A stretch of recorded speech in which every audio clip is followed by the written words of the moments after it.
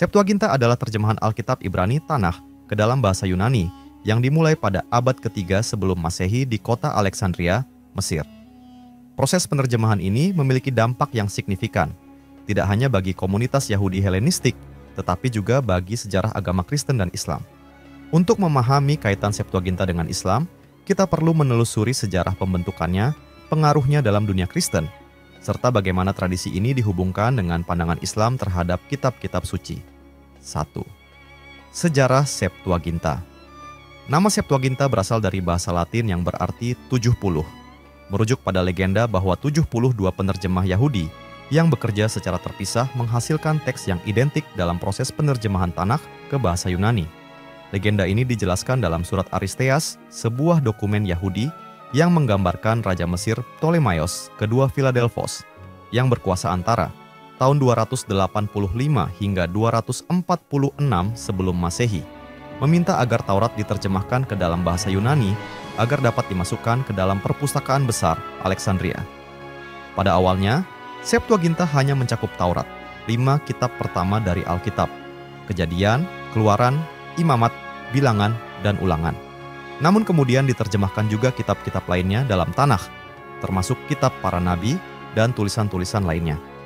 Terjemahan ini menjadi sangat penting bagi komunitas Yahudi diaspora di dunia Helenistik yang sudah tidak lagi berbicara bahasa Ibrani secara umum, tetapi menggunakan bahasa Yunani sebagai lingua franca.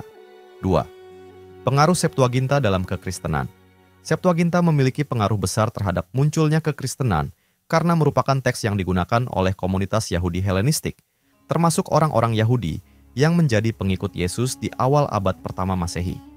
Dalam Perjanjian Baru, sebagian besar kutipan dari Tanakh berasal dari Septuaginta, bukan dari teks Ibrani asli. Hal ini menunjukkan bahwa komunitas Kristen perdana, termasuk para rasul, menggunakan Septuaginta sebagai teks otoritatif mereka. Ketika kekristenan berkembang di dunia Romawi, Septuaginta menjadi kitab suci bagi orang-orang Kristen yang tidak berbicara bahasa Ibrani. Oleh karena itu, dalam teologi Kristen, Septuaginta memiliki posisi penting dalam mendefinisikan bagaimana orang Kristen memandang hubungan mereka dengan agama Yahudi dan bagaimana mereka memahami nubuatan mesianis yang mereka yakini telah digenapi oleh Yesus. Namun, pada abad-abad selanjutnya, komunitas Yahudi mulai menjauh dari Septuaginta, terutama karena perbedaan-perbedaan terjemahan yang ada dalam Septuaginta dibandingkan dengan teks Ibrani yang dianggap otoritatif oleh para rabi.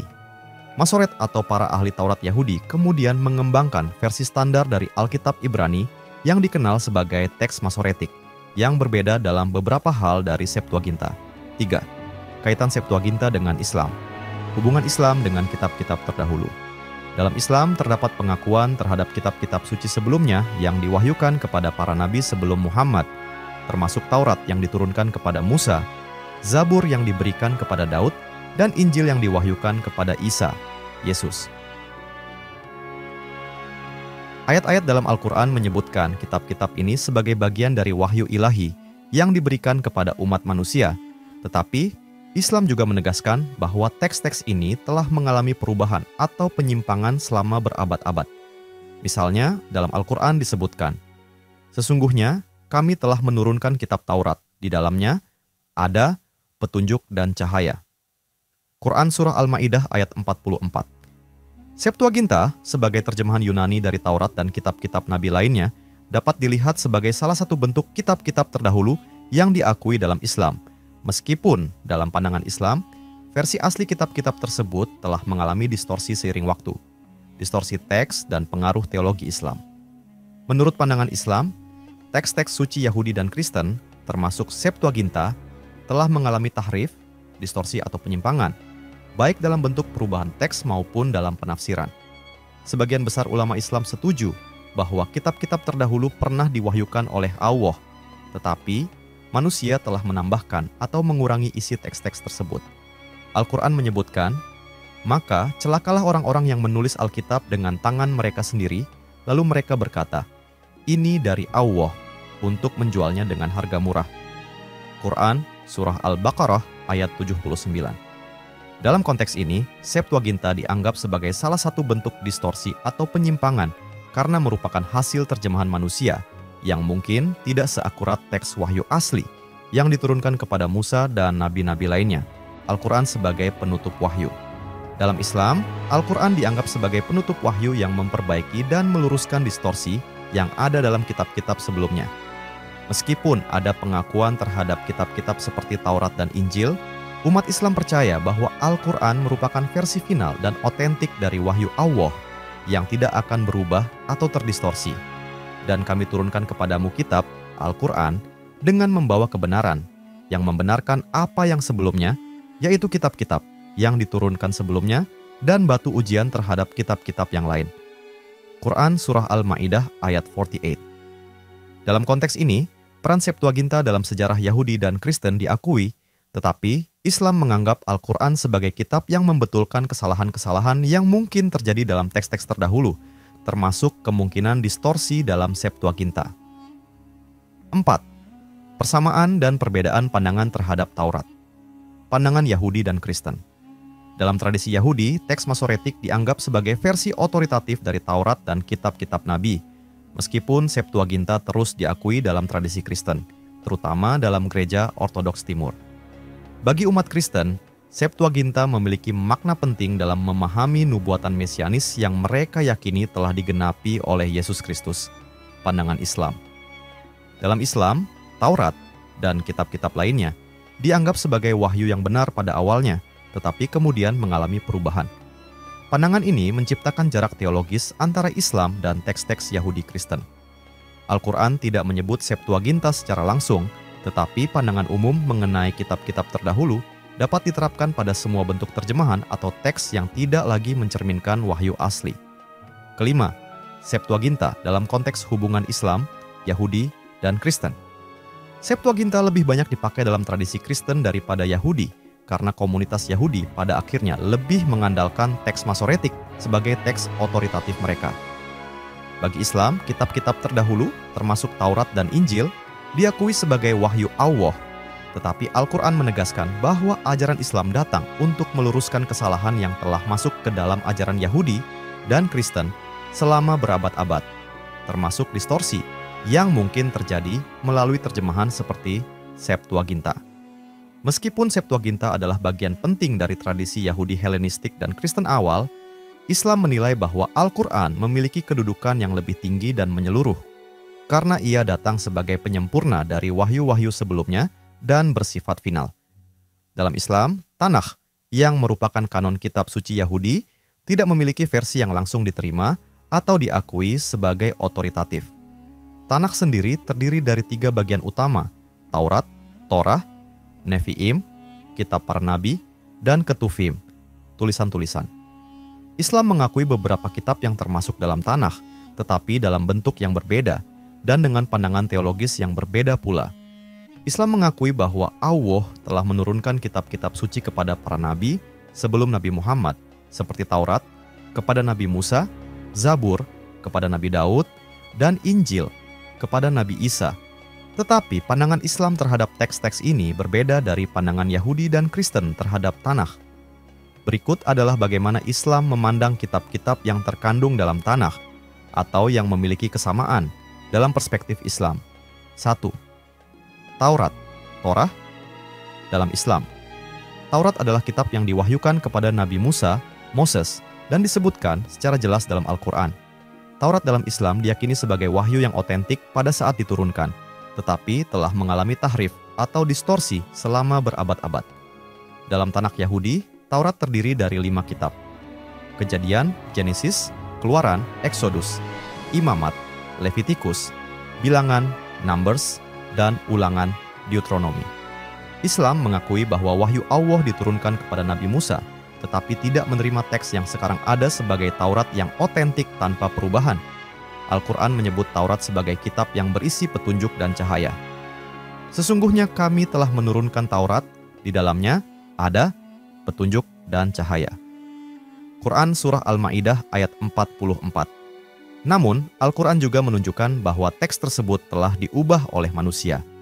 Maka celakalah orang-orang yang menulis Alkitab dengan tangan mereka sendiri, lalu berkata, "Ini dari Allah," untuk menjualnya dengan harga yang murah. Quran Surah Al-Baqarah ayat 79. 2. Zabur, kitab Mazmur, dalam Islam. Zabur adalah kitab suci yang diwahyukan kepada Nabi David, yang dalam Tanakh muncul sebagai bagian dari kitab Ketuvim dan dikenal sebagai kitab Mazmur, Psalms. Al-Quran menyebut Zabur secara eksplisit sebagai salah satu kitab suci yang diturunkan oleh Allah. Dan sesungguhnya telah kami berikan kitab Zabur kepada Daud. Quran Surah Al-Isra 55. Dalam tradisi Islam, Zabur dianggap sebagai wahyu yang diberikan kepada Nabi Daud, tetapi tidak memiliki status yang setara dengan Al-Quran, dan tidak ada penjelasan rinci mengenai isinya sebagaimana yang ada dalam Tanakh Yahudi. Umat Islam percaya bahwa Zabur adalah bentuk pujian dan doa, tetapi teksnya mungkin juga telah mengalami perubahan seiring waktu. 3. Kitab para Nabi, Nevi'im. Dalam Islam, Nevi'im dalam Tanakh terdiri dari kitab-kitab yang berisi nubuat para nabi Israel, termasuk nabi-nabi besar seperti Yesaya, Isaya, Yeremia, Jeremia, dan nabi-nabi kecil seperti Hosea dan Amos. Beberapa nabi yang disebut dalam Nevi'im juga diakui dalam Islam, seperti Nabi Ilyas, Elijah, Nabi Yunus, Jonah, dan Nabi Ilyasa, Elisha. Namun, Islam tidak mengakui keseluruhan teks Nevi'im sebagai bagian dari wahyu yang otoritatif, meskipun beberapa kisah dari para nabi tersebut juga ada dalam Al-Quran. Al-Quran dan hadis memberikan narasi yang berbeda mengenai beberapa nabi ini dibandingkan dengan Tanakh. Dan dalam beberapa kasus, kisah-kisah nabi-nabi tersebut disampaikan dengan konteks yang berbeda. Sebagai contoh, Nabi Yunus dalam Al-Quran diceritakan sebagai seorang nabi yang ditelan oleh ikan besar karena meninggalkan kaumnya, namun akhirnya bertobat dan diselamatkan oleh Allah. Ini juga ada dalam kitab Yunus, Jonah, dalam Tanakh, meskipun dengan beberapa perbedaan naratif. Keempat, kitab-kitab lainnya dalam Tanakh. Kitab-kitab lain yang termasuk dalam Ketuvim, tulisan-tulisan seperti Amsal, Proverbs, Pengkhotbah, Ecclesiastes, Ayub, Job, dan Kidung Agung, Song of Solomon, tidak memiliki padanan yang jelas dalam Islam. Islam tidak memiliki kitab-kitab yang mengandung ajaran hikmah atau puisi dalam gaya yang mirip dengan kitab-kitab ini. Meskipun demikian, beberapa tokoh dari kitab-kitab tersebut, seperti Nabi Ayub, Job, dikenal dalam tradisi Islam, dan kisah-kisah mereka juga diceritakan dalam Al-Quran. Namun, perspektif Islam terhadap para nabi ini seringkali berbeda dari narasi yang ditemukan dalam Tanakh. Pandangan Islam terhadap teks yang ada dalam Tanakh. Secara keseluruhan, Islam memandang kitab-kitab yang ada dalam Tanakh sebagai teks yang awalnya berdasarkan wahyu Allah, tetapi telah mengalami perubahan atau distorsi dari bentuk aslinya. Hal ini sesuai dengan konsep tahrif dalam Islam, yang merujuk pada perubahan atau pengubahan teks-teks suci sebelumnya. Al-Quran menyebutkan beberapa kali bahwa sebagian orang Yahudi dan Kristen telah mengubah atau menambah wahyu Allah. Oleh karena itu, meskipun Islam mengakui adanya kitab-kitab suci sebelum Al-Quran, teks-teks yang saat ini ditemukan dalam Tanakh tidak dianggap sebagai wahyu Allah yang murni. 6. Al-Quran sebagai koreksi dan penutup wahyu Al-Quran dalam pandangan Islam adalah wahyu terakhir yang membenarkan kitab-kitab sebelumnya sekaligus mengoreksi distorsi yang terjadi pada kitab-kitab tersebut.